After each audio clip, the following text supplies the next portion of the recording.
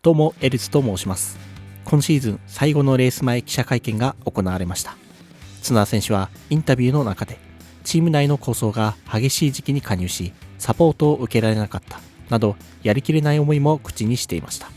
このレースを終えるとリザーブドライバーとなり、次はいつレースに出れるか分かりませんので、悔いのないようないいレースをしてほしいところです。そして3人のチャンピオン候補は FIA 公式会見に同じグループで出演し、多少の笑いがありながらもやや気まずそうな雰囲気もありました。日本語訳と合わせてご紹介いたします。それではどうぞ。Obviously, the news this week you wouldn't retain your seat with Red Bull for next year. Can you just talk to me about how you find out, how the feeling is now, and what your plans are for 2026 now? Yeah, I heard after the race, after the Qatar, and yeah, obviously I was disappointed. Yeah, tough, you know. Probably, but at the same time, like I'm not probably fully recognizing or fully feeling it yet that I'm not racing next year. So like I'm still like surprisingly I was kind of okay next morning, and I was thinking about only Abu Dhabi really. But yeah, it's not ideal. But what I'm gonna do here is exactly the same. You know what I was trying to do in Qatar. Be competitive as much as possible, and ideally help Max and finish high as possible for myself and for the team. You look at people like Pierre Gasly, Alex Albon, Liam Lawson, they haven't turned into bad racing drivers. It's just the sort of curse of the second Red Bull. Is there any discussion that you could have with Helmut or Laurent? Say, look, it wasn't my fault, it's the car.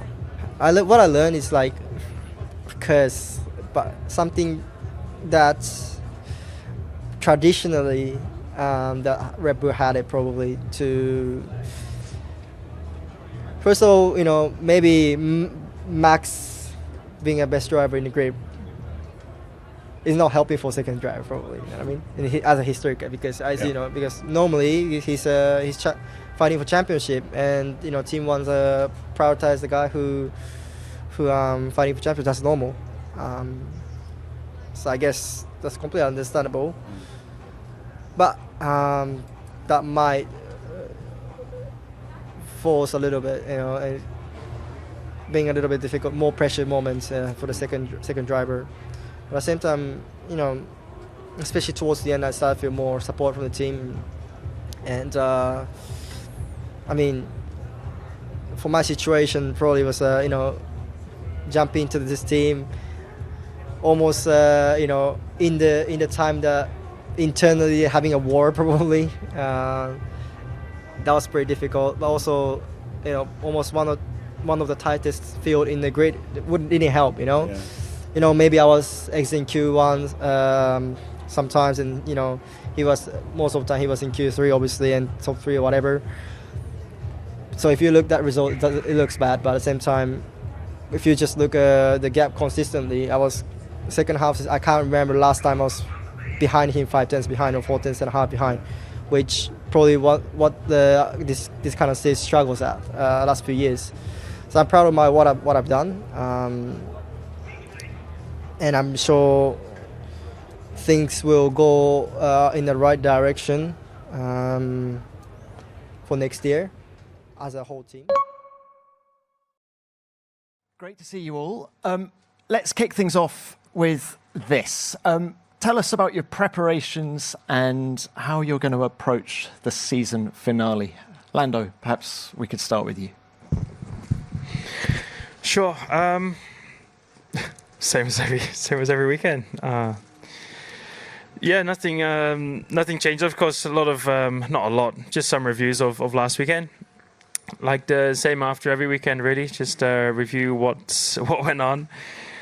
What was clearly and obviously not good for us, some of the mistakes we've made, and also some of the less obvious things, that we could improve on. But that's normal post race understandings and therefore preparations for the next race. But otherwise, yeah, nothing does change. Like, he gets treated the same from everyone inside the team.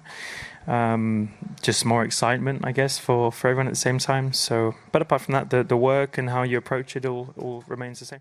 Max, please. Spend some time with my daughter.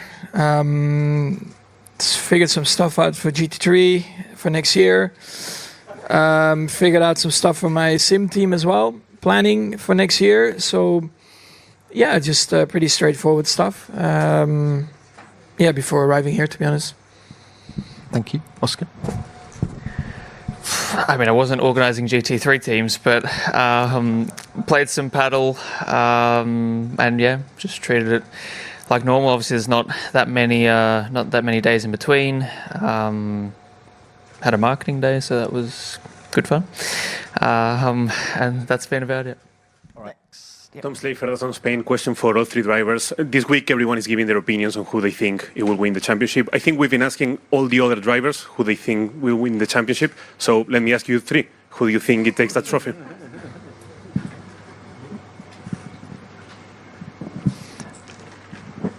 Well, everyone's going to say each other, so. Next one, please. Thank you for that. All right, Rach. Rach Brooks, Sky F1. To Lando. Lando, is there a scenario where you're in the final laps of the race and you're running in P4 with Oscar in P3 and Max is leading? Oscar knew this was coming, I could see from the smile on your face. Is there a scenario where you would expect or even want him to make it easy for you to pass if he's out of contention? And has that been discussed at all? No, not been discussed. And honestly, I mean, I would love it, but I don't think I would ask it because I don't know. I don't know. It's up to Oscar if he would allow it. I don't think it's necessarily down to me. It's the same if it's the other way around. Would I be willing to or not?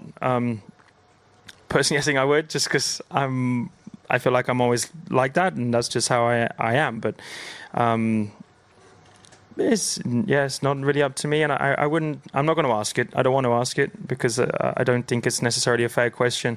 And at the same time, if that's how it ends and Max wins, then well, that's it. Congrats to him, and I look forward to next year. It doesn't change anything. Doesn't change my life. So. He will deserve it over us. Oscar, if you given that scenario, any thought at all? Rachel asked it to Lando. It's not something we've discussed. So yeah, I mean, until I know what's kind of expected, I don't really have an answer until I know what's expected of me.